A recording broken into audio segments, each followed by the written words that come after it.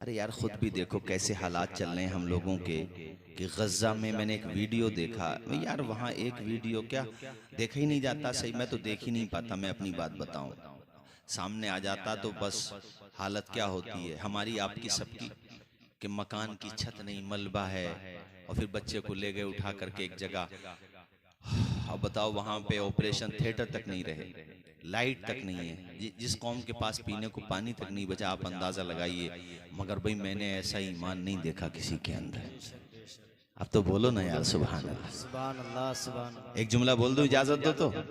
वहां के एक नाबालिग बच्चे का ईमान एक पलड़े में रखो और हम सबका ईमान एक पलड़े में रखो तो उस बच्चे का ईमान भारी होगा। बेशक बेशक। उनकी जबान से पता क्या निकलता? हस्बुनल्लाह, अल्लाह हमारे लिए काफी है। और ये बात ठीक है कि बेशक उनके साथ अल्लाह के अलावा कोई है भी नहीं, बेशक बेशक। कोई नहीं है उनके साथ अल्लाह के अलावा।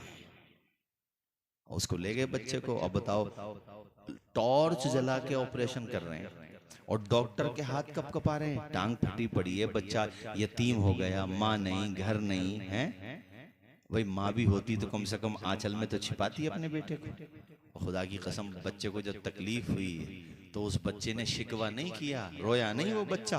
पता उसने क्या किया? जैसे उसने टांके भरने शुरू किए, मेरे उस बच्चे को तकलीफ हुई तो उसने कुरान मजीद की तिलावत शुरू कर दी। सुभान अल्लाह सुभान अल्लाह। और इस सोई हुई उम्मत को बता दिया कि देखो, कुछ रहे न रहे कोई बात नहीं है, दुनिया का सामान नहीं है मगर सीने से लगा हुआ कुरान तो है। सुभान अल्लाह सुभान अल्लाह। बोलो जरा जोर से बोलो, जोर से बोलो। सुभान अल्लाह भाई। उस बच्चे ने हमें आपको एहसास दिलाया कि करबला वाले कौन होते हैं। देख ना हो तो गज़ा में आके देखो। बेशक बेशक। हकीकत में करबला वालों के रास्ते पर कौन है, देखना हो तो गज़ा में जाके देखो, फलस्तीन में जाकर के देखो। ऐ मेरे गनीमत नगर के दीनी भाइयों, आपसे भी कहूँगा, आप भी कुरान से मोहब्बत किया करो, नमाज पढ़ा करो। अभी रमज़ान शरीफ का मुबारक महीना निकला, हमारी तमाम मस्जिदें आबाद थी, भरी हुई थी, नमाजियों से लबालब थी। मगर जैसे ही ईद उल फित्र का मुबारक त्योहार आया, जोहर की नमाज में देखो नमाजी आधे रह गए, असर में देखो तो आधे से आधे रह गए, मगरिब में देखो तो उनसे भी कमी, शाम में देखो तो वही रह गए जो पहले थे शाबान में। ये क्या बात हुई कि रमजान खत्म तो नमाजी भी खत्म? ये कितनी गलत बात है भाइयों। मस्जिदों को आबाद करो, कुरान को पढ़ा करो, करबला का मैदान निगाहों के सामने रखा करो। फातिमा के शहजादे मौला अली के शेरे नर ने सजदे के अंदर अपनी गर्दन कटवाई। अल्लाह अल्लाह, कितने जख्म खाए, कितनी परेशानियां उठाई, पूरा बदन जख्मों से चूर हो गया, मगर फिर भी मेरे हुसैन ने सजदा नहीं छोड़ा। ऐ लोगों, सजदे तो सबने किए, तेरा अलग अंदाज है, तूने वो सजदा किया जिस पर खुदा को नाज है। ऐ मेरे भाइयों, मेरे इमाम आली मकाम का सजदा देखो। इस्लाम के आलम को उठाया हुसैन ने, बातिल के आगे सर न झुकाया हुसैन ने। क्या चीज है नमाज बता या हुसैन ने, सजदे में अपने सर को कटाया हुसैन ने। सुभान अल्लाह। पीछे तक सारे लोग बोलिए जोर से, या हुसैन। आवाज आए भाई, या हुसैन, और जोर से, या हुसैन। न मस्जिद में न बैतुल्लाह की दीवारों के साए में नमाज इश्क अदा होती है। माशाल्लाह, नमाज इश्क अदा होती है।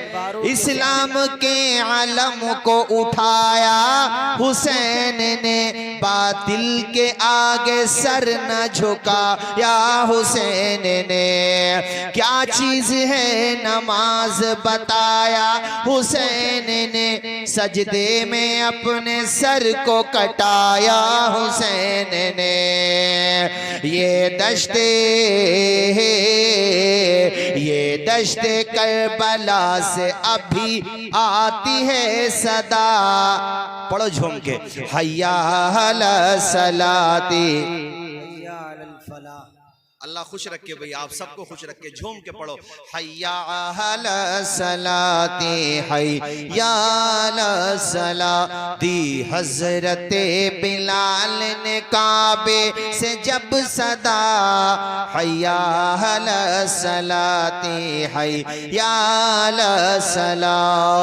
अर्शे बरी पे रब ने बुलाया हुजूर को, चलने लगे तो रब ने बताया हुजूर को।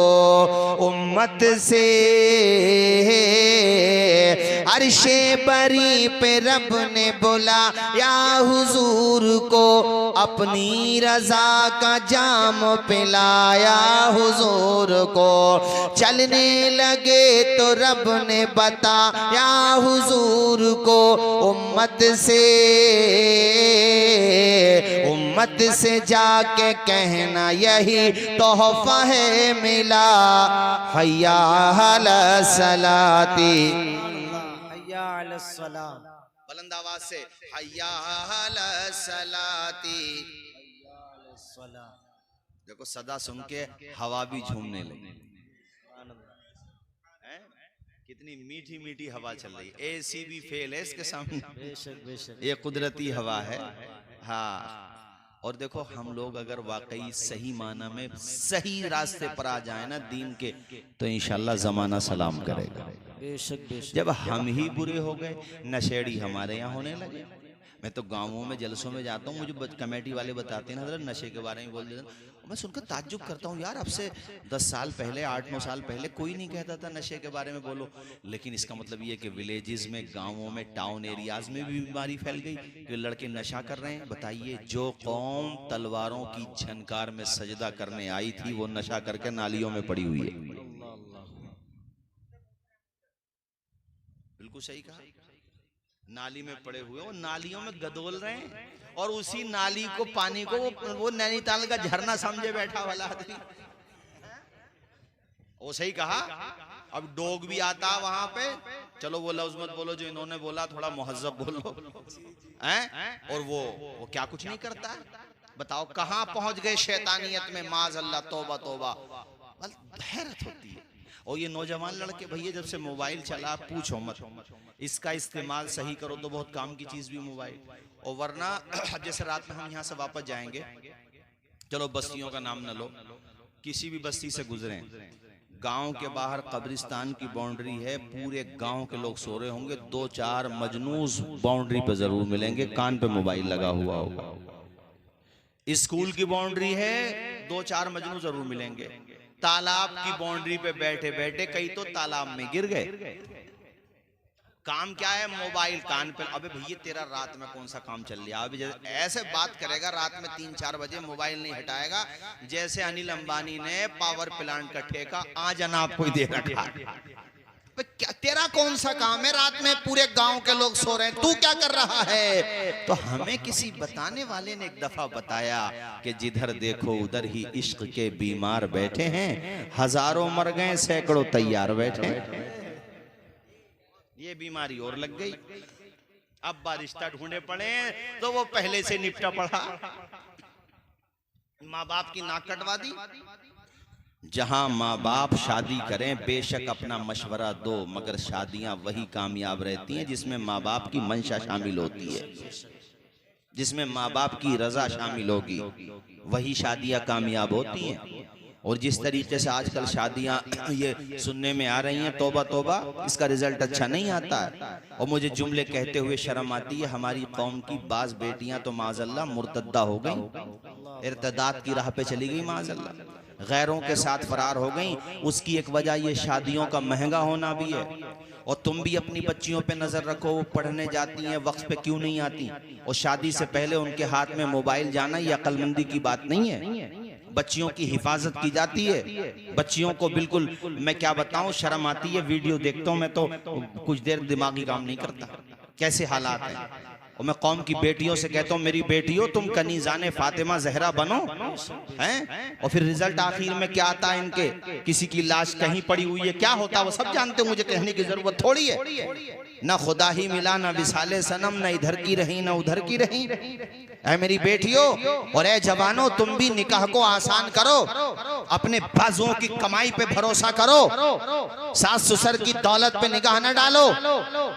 अल्लाह ताला ने तुम्हें मर्द बनाया है, बाजुओं में ताकत दी है, और किसी के देने से भला नहीं होता है, भला तब होता है जब पैदा करने वाला खुदा अता फरमाता है। सुभान अल्लाह, सुभान अल्लाह, बहुत अच्छा पैगाम मुफ्ती साहब।